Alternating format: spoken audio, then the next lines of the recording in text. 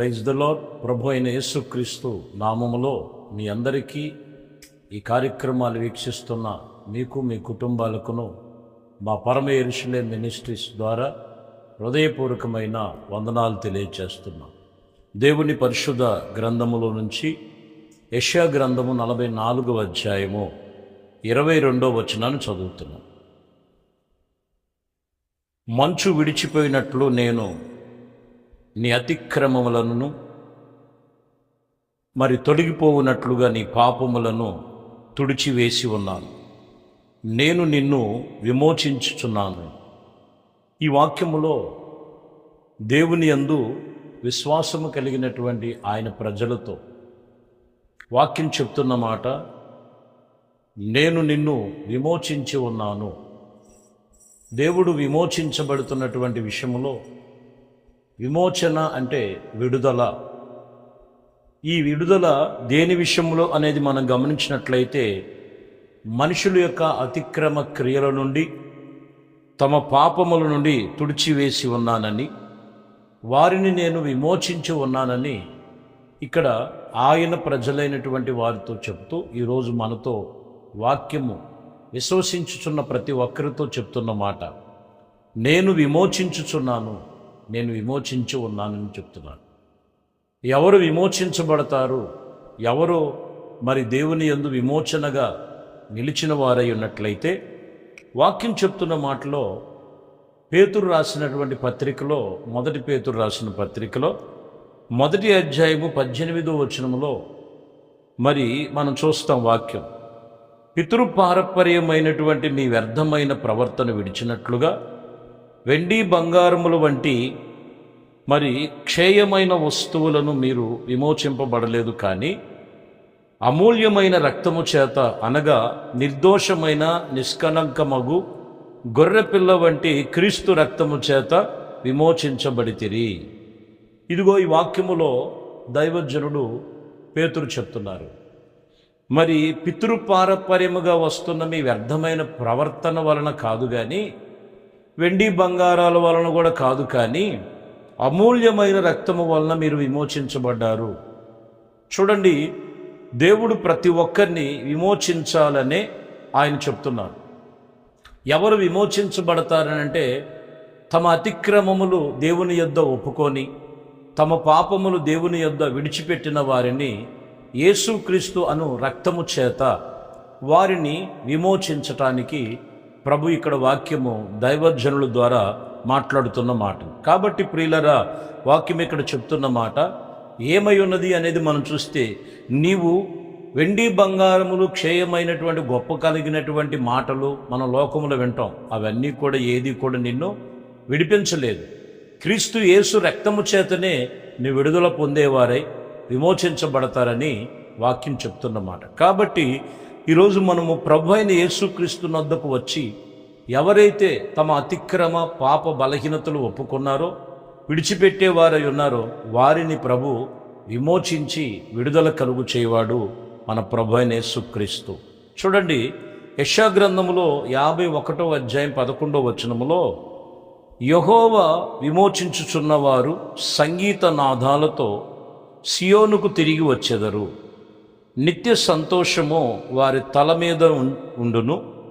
వారి సంతోష ఆనంద గానం వారి దుఃఖముల నుండి నిట్టూర్పుల నుండి తొలగిపోవును. చూసారా, ఎవరిలోనైతే ఈ విమోచన కలుగుతుందో వారు నిత్య సంతోషముతో ఉంటారు. అలాగునే సియోను అనే దేవునితో వారు సహవాసము గలవారై నిత్య సంతోషముతో కలిగి వారి తల మీద సంతోషకరమైన దీవెనలు ఉన్నాయని, అలాగే వారు దుఃఖములు నిట్టూర్పులు కొట్టివేసినట్లుగా మరి ఈ విమోచించబడిన వారిలో కనపడుతుంది. కాబట్టి మనము అతిక్రమములు ఒప్పుకుంటాం కాదు, కానీ వాటిని ఒప్పుకొని విడిచిపెట్టిన వాడే ధన్యుడని వాక్యం చెప్తున్నమాట.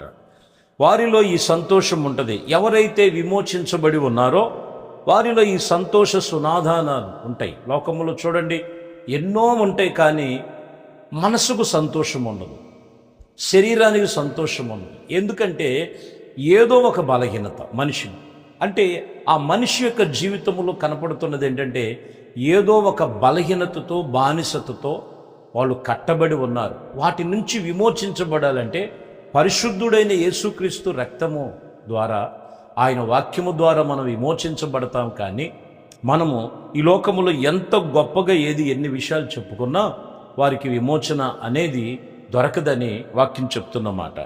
చూద్దాం మరొక మాట. నిర్గమకాండములో మనం చదివితే 14వ అధ్యాయం 20వ వచనంలో చూద్దాం.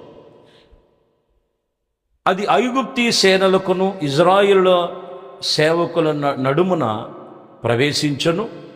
అది మేఘము గనుక వారికి చీకటి కలిగెను కనుక రాత్రి అది వీరికి వెలుగునిచ్చెను గనుక ఆ రాత్రి అంతయు కూడా ఐగుప్తీలకి చీకటిగా ఉండెను. చూసారా, ఎవరికైతే దేవుడు విమోచన కలుగు చేశారో ఇజ్రాయేల్ ప్రజలకి, దేవుడు వారికి వెలుగుగా ఉన్నారని చక్కని సమాధానం కలుగుతుంది ఇక్కడ మనకి.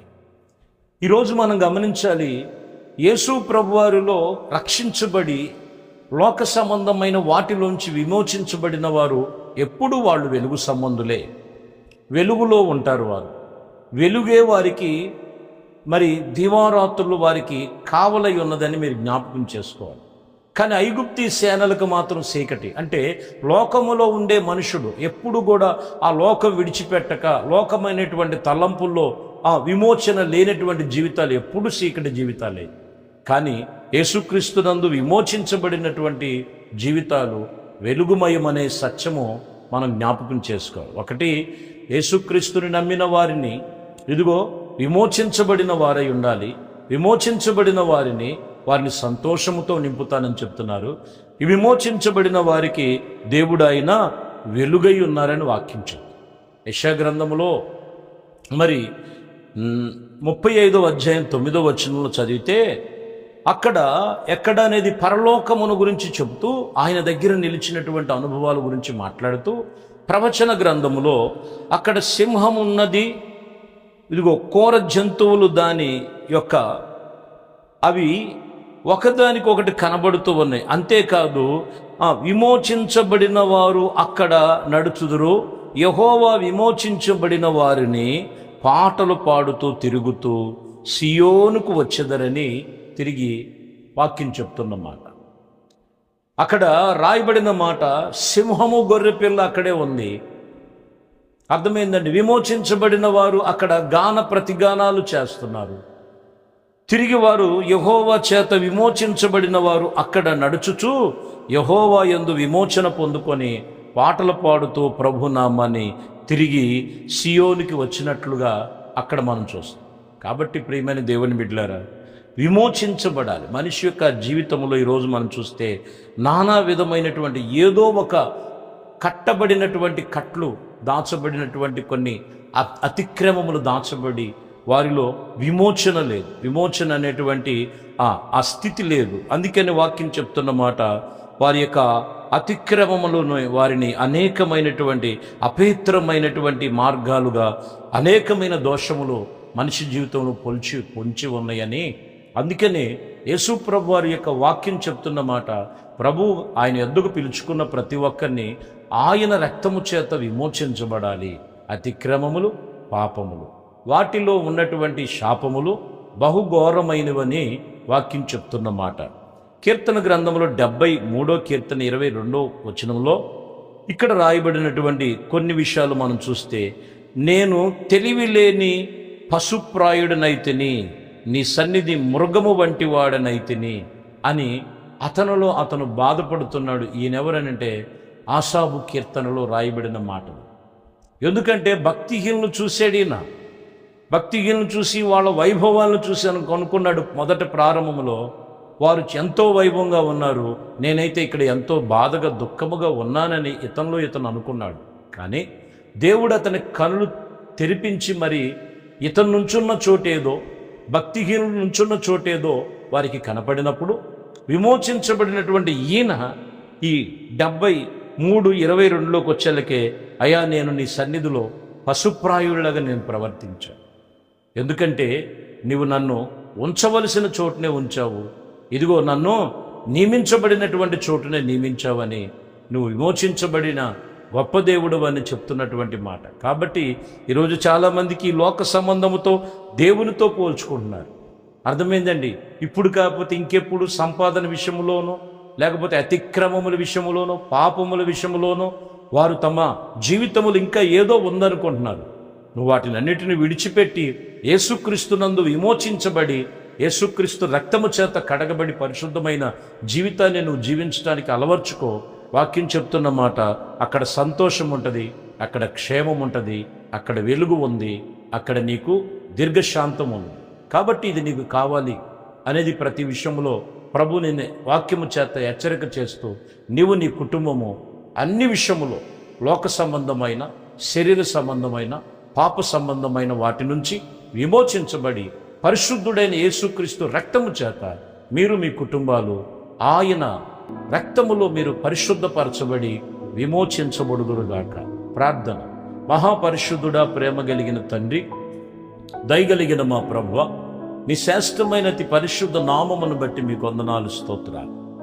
ఇదిగో నాయన, ఈ వాక్యము విన్న మీ బిడ్డలను ఏ విషయములో ఇంకా కట్టబడి పట్టబడి ఉన్నారో వారందరినీ విమోచించండి. విమోచించబడిన వారి నెత్తి మీద, తల మీద సంతోషం ఉన్నది. విమోచించబడిన వారికి వెలుగు ఉన్నది. విమోచించబడిన వారికి ఇదిగోనైనా నా ప్రభువా జీవం ఉన్నది, మీ సన్నిధిలో నిలిచేటువంటి అర్హత ఉన్నది. ఇంకా ఎవరు విమోచించబడక ఏదో ఒక లోపములో పడి ఉన్నారు, ఆ లోప శాపములు కొట్టివేసి పరిశుద్ధమైన జీవితం కుటుంబాలకు దయచేయమని నజరేయుడైన యేసుక్రీస్తు నామములో ప్రార్థించి వేడుకొనుచున్నాము తండ్రి. ఆమెన్. ప్రభు మిమ్మల్ని దీవించి ఆశీర్వదించునుగాక. ఆమెన్. దేవునితో వచ్చిన పరిశుద్ధ